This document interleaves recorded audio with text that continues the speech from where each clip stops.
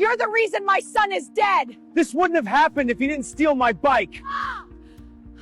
I hate that I have to say this, and as much as it burns my chest to admit it, he deserved it in a way that still keeps me awake some nights.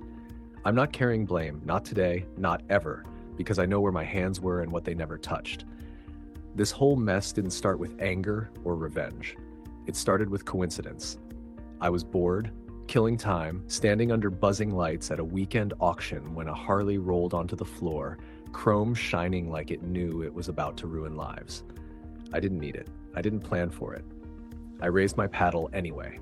Welcome to Prodigy Tales. Make sure you like and subscribe for your top-notch HOA drama. When I rode it back into the neighborhood, the air felt different. Curtains twitched.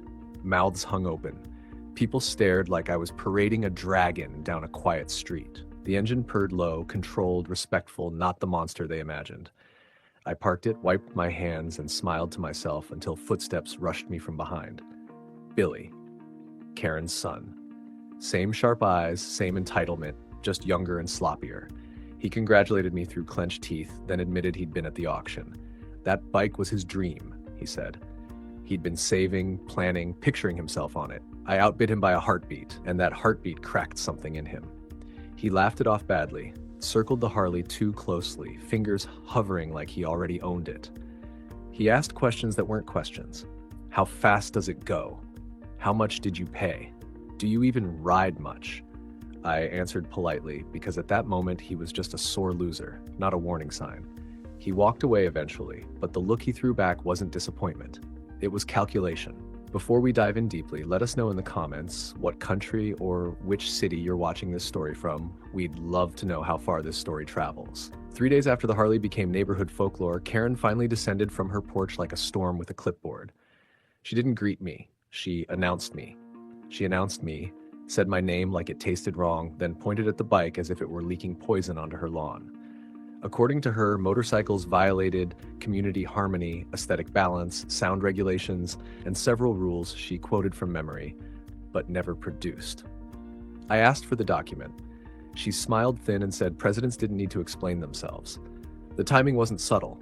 Billy hovered across the street, pretending to scroll his phone, watching every word. That is when it clicked. The auction, the glares, the sudden policy revival. I told Karen the Harley was registered, insured, inspected, and legally parked. She waved that away and promised escalating consequences. Fines, notices, hearings. She spoke with relish, like she'd rehearsed it in the mirror. From that day, harassment became routine. Warning slips appeared on my door without dates. Anonymous complaints accused me of revving at dawn when I was out of town. One night, someone loosened the cover over the bike, letting rain soak the leather seat. Karen denied everything while hinting she could make it stop if I cooperated. Cooperate meant sell, preferably to someone local, preferably her son. I refused, calmly, repeatedly. That only sharpened her focus. She held an HOA meeting about dangerous machines and used my Harley as a slideshow villain. Neighbors I barely knew nodded along, afraid of becoming her next target. Billy tried friendliness again, offering to buy it cheap, saying accidents happen when bikes sit unused. His smile never reached his eyes. I started documenting everything: photos, dates, voices. Karen noticed the camera and backed off slightly, switching tactics. She sent letters through certified mail, each more aggressive than the last. She wanted me tired, isolated, pressured into surrender.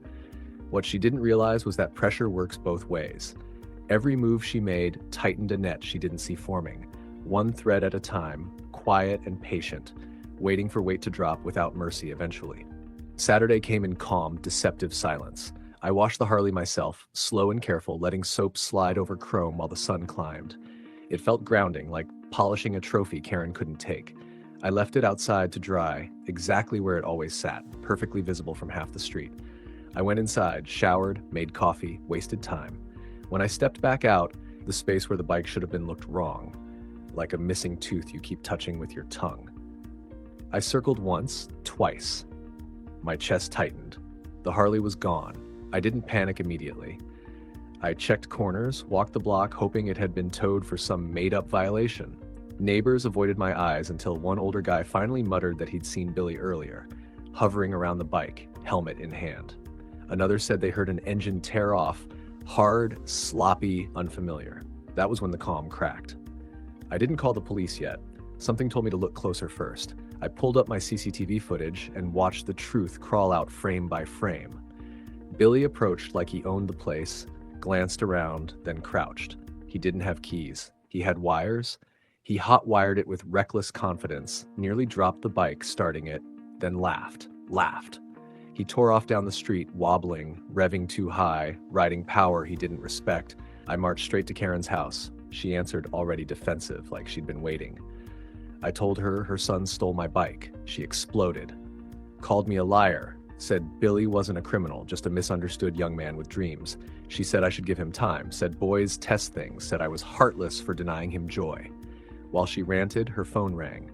The color drained from her face mid-sentence. A hospital. A crash. A motorcycle. Serious injuries. We drove separately but arrived within minutes. Sirens painted the road red and blue. The Harley lay twisted, unrecognizable, metal torn open like it had been punished. Billy was on a stretcher, bloodied, barely conscious, surrounded by medics moving fast, urgent, afraid. Karen screamed his name and tried to reach him. I stood frozen, staring at what happens when entitlement meets horsepower without skill, knowing this moment would fracture everything that came after. Billy didn't make it through the night. The doctor said the injuries were catastrophic, internal damage stacked on broken bones, speed multiplied by inexperience. By morning, the street knew. By noon, Karen decided grief needed a target, and she chose me. She claimed I tempted her son, that owning the Harley near him was provocation, that responsibility followed possession.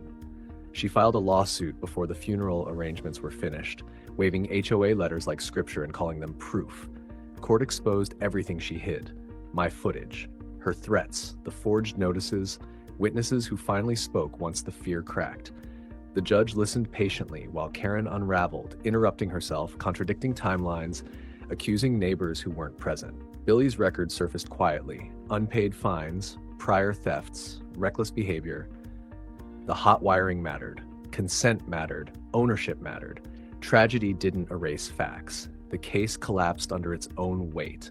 Karen wasn't jailed, but the ruling stripped her authority completely. She lost her HOA position, faced civil penalties, and was ordered to pay damages she couldn't dodge. Her reputation shattered faster than the bike ever did. Neighbors stopped looking away. They looked directly at her instead, finally seeing the cost of unchecked control. I didn't celebrate. I repaired what I could emotionally and sold the wreckage. The Harley never returned, but something else did. Peace. Peace. Accountability. Silence where intimidation used to live. Karen withdrew, smaller now, avoided, no longer feared.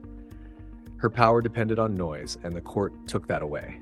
Some nights I still hear the engine in my head, that first calm ride home before envy twisted into obsession. I know I didn't cause the choice Billy made. I know grief doesn't rewrite truth. This wasn't revenge. It was consequence arriving on schedule, indifferent to excuses. The end. Like and subscribe for more HOA showdowns like this. Do you think she got what she deserves? Comment below.